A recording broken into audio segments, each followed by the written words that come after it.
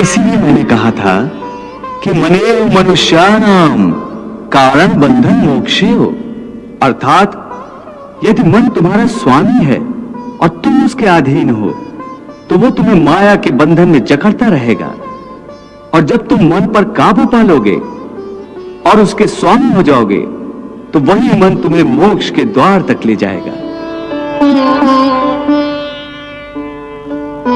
हे मधुसूदन, यह कहना तो बहुत आसान है कि तुम मन पर काबू पालो, मन के स्वामी बन जाओ, परंतु यही तो सबसे दुष्कर कार्य है। हे केशव, मन तो वायु की तरह चंचल है। जिस प्रकार बहती हुई हवा पर काबू पाना असंभव है, इसी प्रकार इस चंचल मन को अपने अधीन करना अति दुष्कर काम है।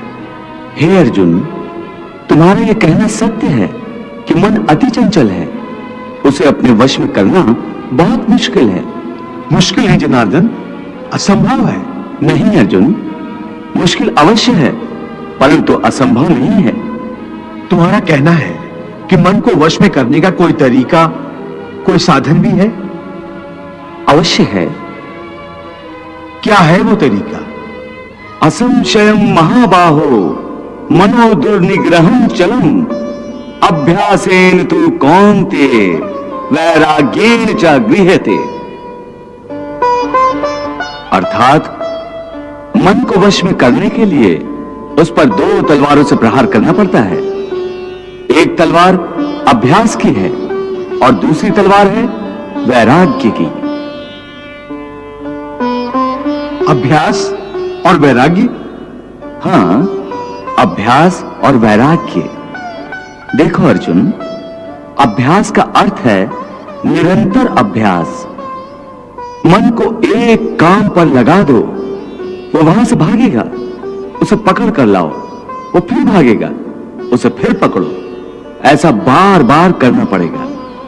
जैसे घोड़े का नवजात शिशु एक क्षण के लिए भी स्थिर नहीं रहता, क्षण क्षण में इधर उधर फुदकता रहता है।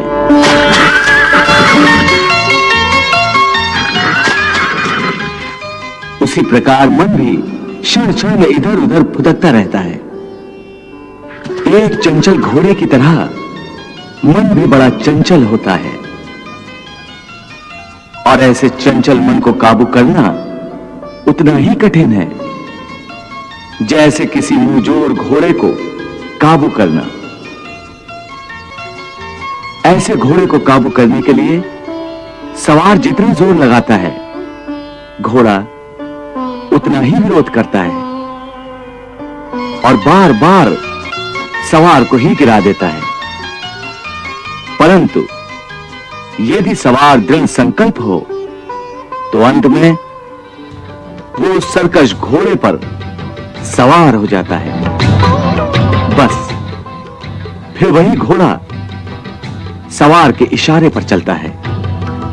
उसी प्रकार मन को भी नियंत्रण की रस्सी में बांधकर बार बार अपने रास्ते पर लाया जाता है, तो अंत में वो अपने स्वामी का कहना मानना शुरू कर देता है। इसी को कहते हैं अभ्यास की तलवार चलाना। जब अभ्यास की तलवार से ही मन ठीक रास्ते पर आ जाए, फिर वह दूसरी वैराग्य की तलवार की क्या आवश्यकता है?